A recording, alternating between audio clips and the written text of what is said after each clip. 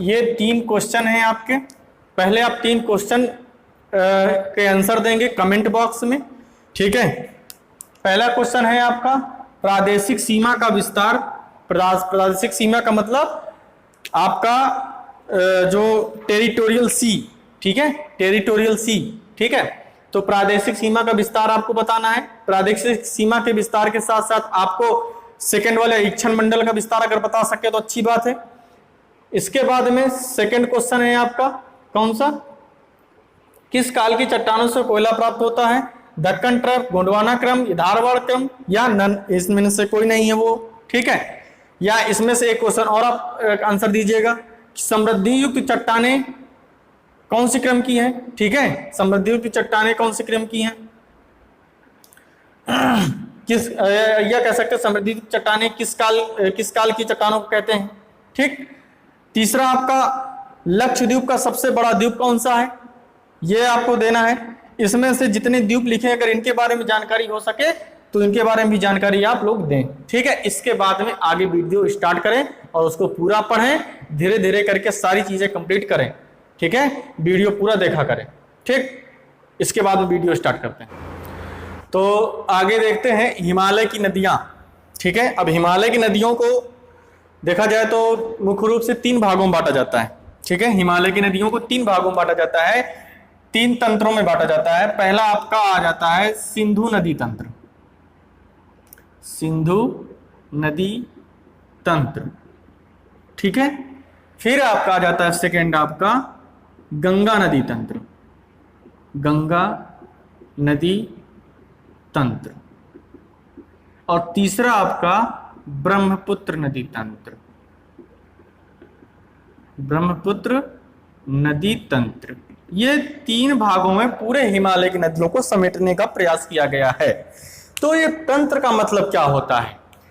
तंत्र का मतलब एक ऐसी विशाल धारा, उसके साथ कई छोटी छोटी धारा मिल जाए तो एक विशाल तंत्र का, यानी तंत्र मतलब सिस्टम का निर्माण होता है, ठीक है।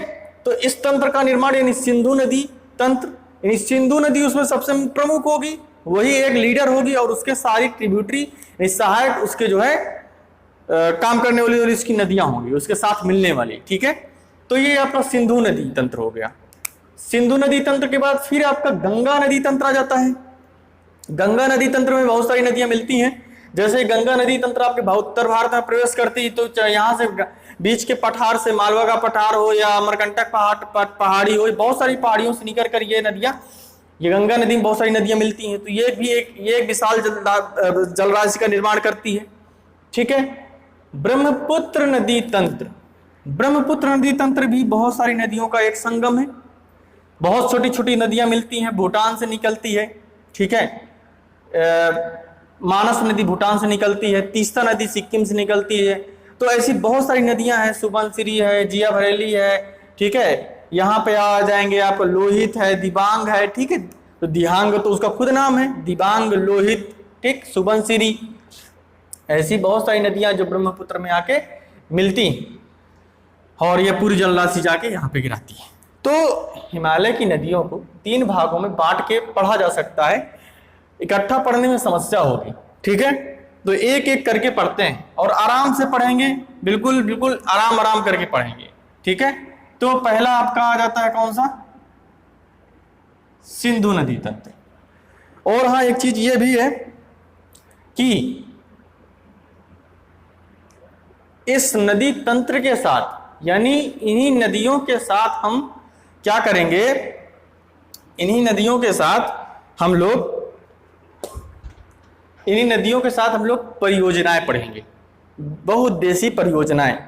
बहुउद्देशीय परियोजनाओं का मतलब होता है कि नदियों के जल को रोककर उसमें बहुत सारे उद्देश्य अपने हित के लिए पूरे करने होते हैं, ठीक है। तो उन्हें बोलते हैं बहुउद्देशीय परियोजनाएं, ठीक है। तो बहुउद्देशीय परियोजनाओं को भी हम लोग इसी वक्त पढ़ेंगे, ठीक है। और इन परियोजनाओं को इस वजह से पढ़ेंगे क्योंकि नदियां पढ़ रहे हैं, नदियों से ही परियोजनाओं का निर्माण हुआ है, परियोजना नदी से ही निकली है, ठीक है, बहुउद्देशीय परियोजना। तो उससे हम लोग एक साथ लेके चलेंगे। बहुत सारी उद्देश्य रहते हैं, जैसे बिजली उत्पादन करना, जहां पे कृषि ना हो बांध बनाकर वहां तक पानी पहुंचाना कृषि के लिए, ठीक है। तो बहुत सारी चीजें इससे उत्पादित की जा सकती हैं नदियों के पानी को रोक करके। तो बहुउद्देशीय परियोजनाएं नदियों के साथ साथ लेकर चलेगी। जैसे हमारी सिंधु नदी तंत्र हमने पढ़ा, तो सिंधु नदी तंत्र के बाद जितनी सिंधु नदी तंत्र के अंतर्गत जितनी भी परियोजनाएं सम्मिलित होंगी उन सारी परियोजनाओं को हम लोग पढ़ेंगे। ठीक है, एक एक करके पढ़ेंगे। तो सिंधु नदी तंत्र, तो सिंधु नदी तंत्र में अब देखेंगे, ये सिंधु नदी तंत्र में मुख्य रूप से 5 नदियां आके मिलती हैं। सिंधु नदी तंत्र को जोड़कर 6 नदियां, लेकिन प्रमुख रूप से जो सहायक नदियां हैं उसकी सबसे बड़ी सहायक नदियों में से गिना जाए तो 5 ही हैं। कौन कौन सी हैं?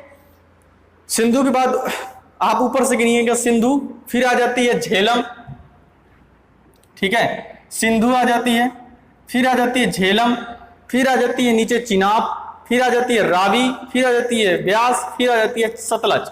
ठीक है, ये आपको 6 नदियां हैं। इस 6 नदियों में से सबसे बड़ी नदी आपकी सिंधु है, तभी तो इसका नाम सिंधु नदी तंत्र रखा गया, क्योंकि ये एक लीडर है, ये लीडर है, ये पूरी लीडरशिप करेगी। ठीक है, कहाँ किसको कैसे चलना है उसके हिसाब से सारी नदियां चलेंगी। तो सिंधु नदी तंत्र के अंतर्गत देख रहे हैं आप, इतनी सारी नदियां आपकी आ रही हैं।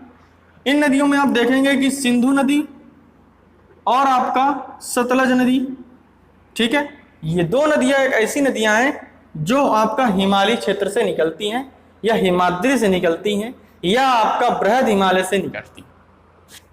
समझ में आ रहा है ना? बाकी झेलम या चिनाब, रावी, ब्यास, ये तीनों नदियां आपकी, चिनाब, रावी और ब्यास, ये तीनों की तीनों नदियां आपकी कहां से निकलती हैं? हिमाचल प्रदेश से।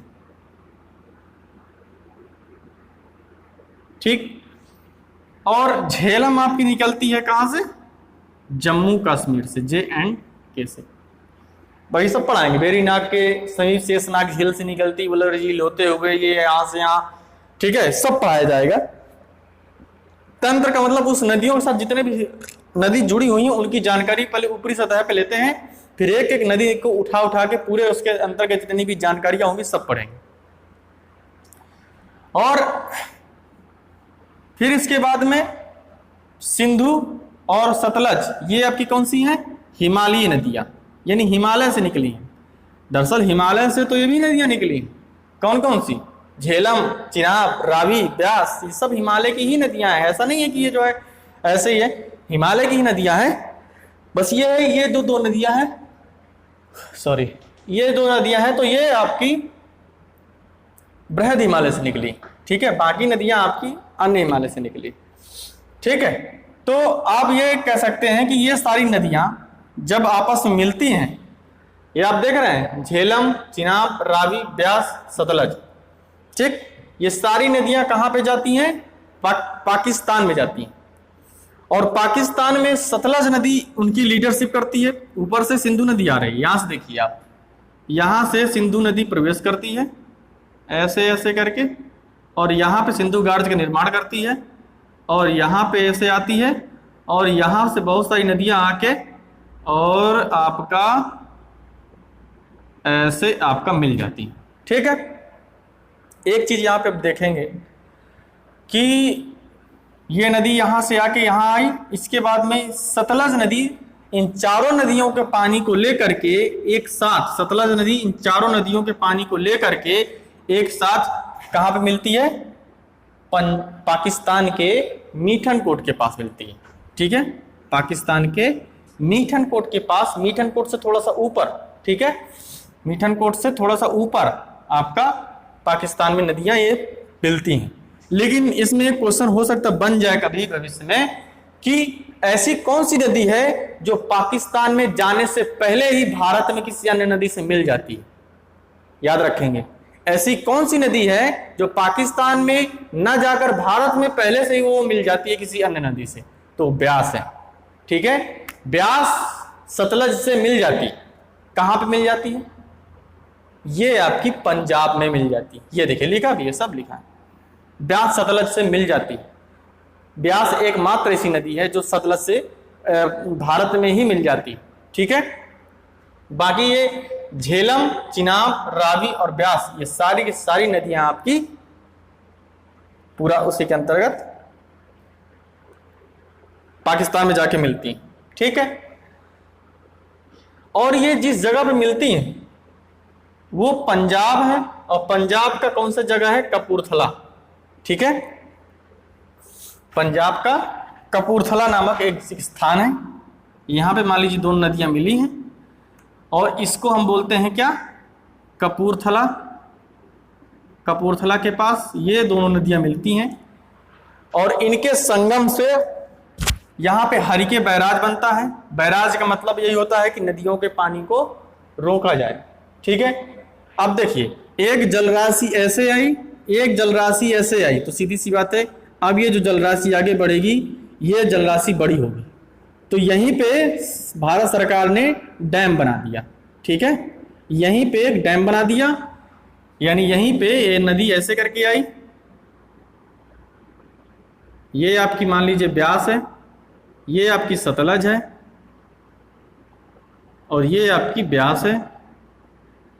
सतलज ब्यास जब सतलज से मिलती है तो वो मिलती कहाँ पे है, पंजाब में। पंजाब में किस स्थान पे मिलती है, कपूरथला के निकट, तो उस स्थान का नाम होता है हरिके बैराज, याद रखेंगे, हरिके बैराज। हरिके बैराज के पास निकलती है और इसी बैराज से इंदिरा गांधी नहर निकाली गई है, इसी बैराज से इंदिरा गांधी नहर निकाली गई है। और ये नहर आपका पूरा ऐसे करते हुए यहां तक पूरा आती है, कहां तक, यहां तक। ये इसका उद्देश्य क्या था, इसका उद्देश्य यह था कि ये आपका राजस्थान के जो सूखा प्रभावित क्षेत्र जहां पे रेत मरुस्थल है वहां पे जल को पहुंचाकर वहां कृषि संभव कराया जा सके, इसका मुख्य उद्देश्य यही था।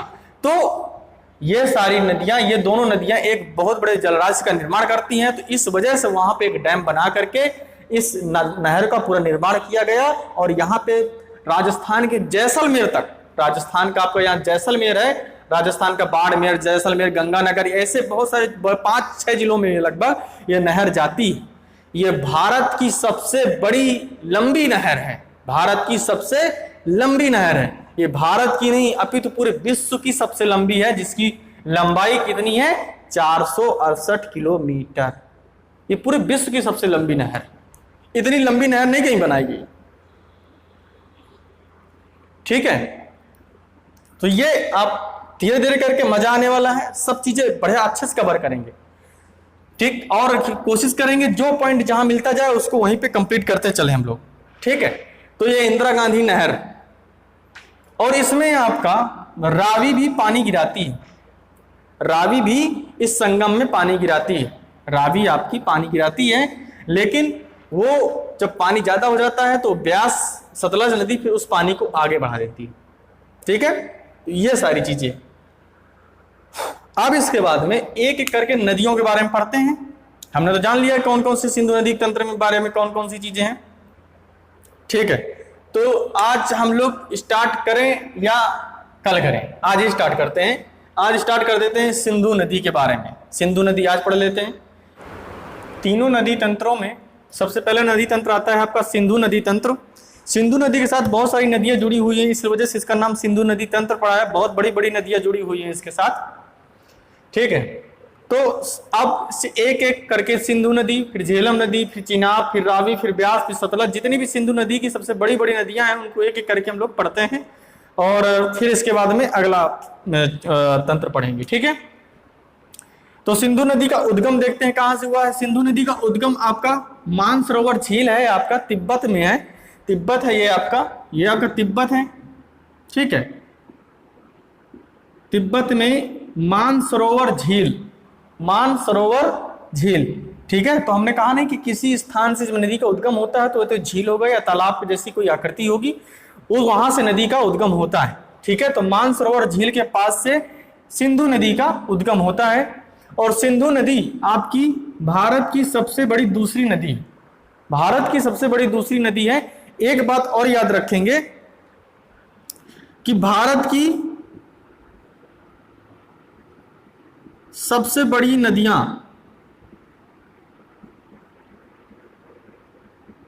ठीक है, सबसे बड़ी नदी आपकी भारत की अगर देखी जाए तो कौन सी है? देखो पहले तो भारत की नदी हम देखते हैं, अभी इसमें डिफरेंस बता रहे हैं। भारत की सबसे बड़ी नदी कौन सी है?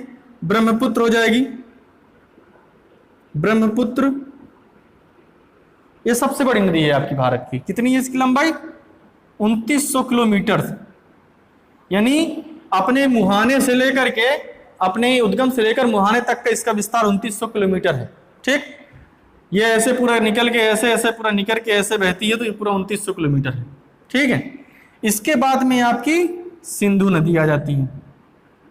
सिंधु लगभग 2880 किलोमीटर लंबा है। कितना है? 2880 किलोमीटर।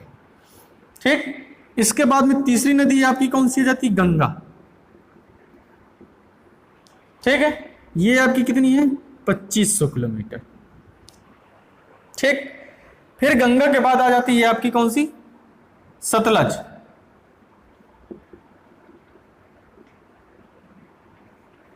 ठीक है, लगभग आपका पड़ जाता है 1500 किलोमीटर लंबाई सतलज की। इसके बाद में पांचवी नदी सबसे बड़ी सतलज के बाद फिर आज आप आ जाइए नीचे, गोदावरी। कौन सी? गोदावरी। इसकी लंबाई है 1465 किलोमीटर। भारत की है सबसे बड़ी नदियां, सबसे बड़ी नदी है। ठीक है, छठवीं आपकी आ जाती है फिर यमुना। 1365 या 1300 कुछ करके किलोमीटर है। ठीक है, तो ये भारत की दूसरी सबसे बड़ी नदी है। ठीक है, लेकिन अगर यह पूछा जाएगा भारत में सबसे बड़ी, भारत में स्थित सबसे बड़ी नदी, तो आपकी गंगा होगी। इस बात का ध्यान रखेंगे, का और में अंतर। भारत में स्थित सबसे बड़ी नदी, क्योंकि गंगा नदी आपकी भारत में पूर्णतः फैली हुई है, यहां से निकलती है पूरा भारत में होते हुए, भारत से होते हुए सागर में जाके मिलती है। लेकिन ब्रह्मपुत्र नदी भारत की, क्योंकि भारत में भी ये आ रही है, तिब्बत से निकली भारत में भी आ रही है। तो अब यहां से एक चीज और, एक क्वेश्चन और बच जाएगा कि भारत की 3 नदियां ऐसी हैं। कौन सी? सिंधु, ठीक है,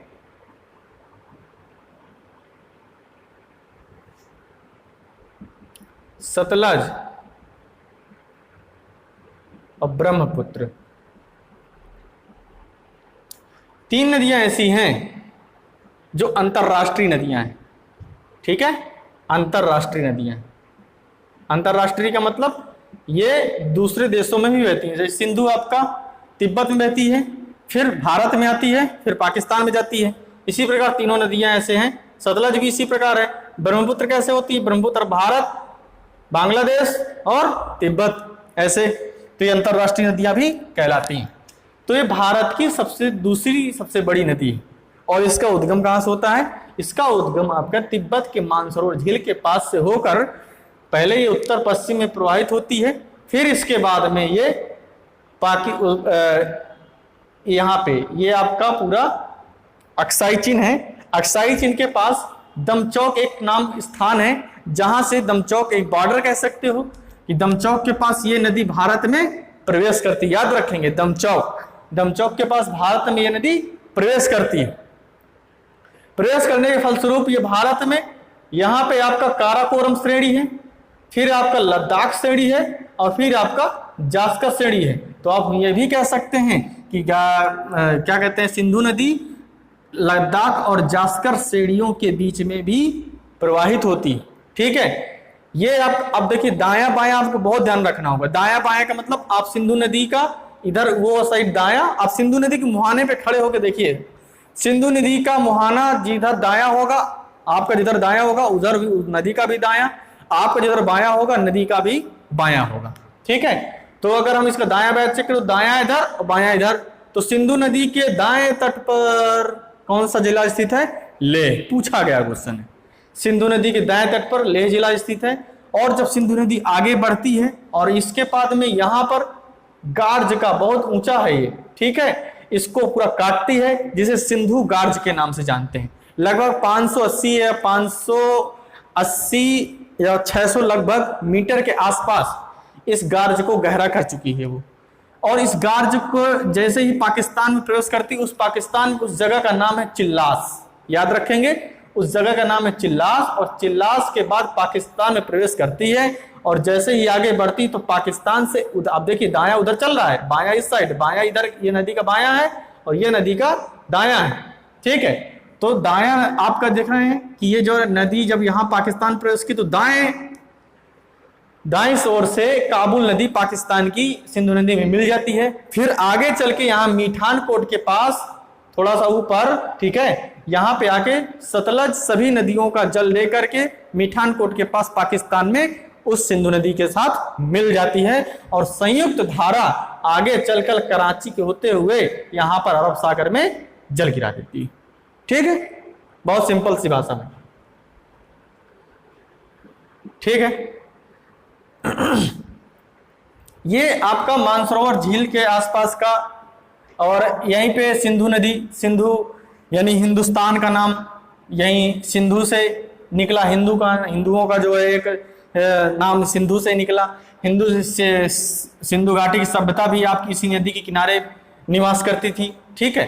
तो ये सारा आपका सिंधु नदी के अंतर्गत सारी चीजें हो गई। और कल अब जो है एक एक करके, इसके बाद में कल आपका सिंधु झेलम आ जाएगा, चिनाब आ जाएगा, 2 से 3 नदियां डेली लेके हम लोग पढ़ेंगे, ठीक है। तो आज इतना ही रखते हैं, कल इसके बाद में देखते हैं।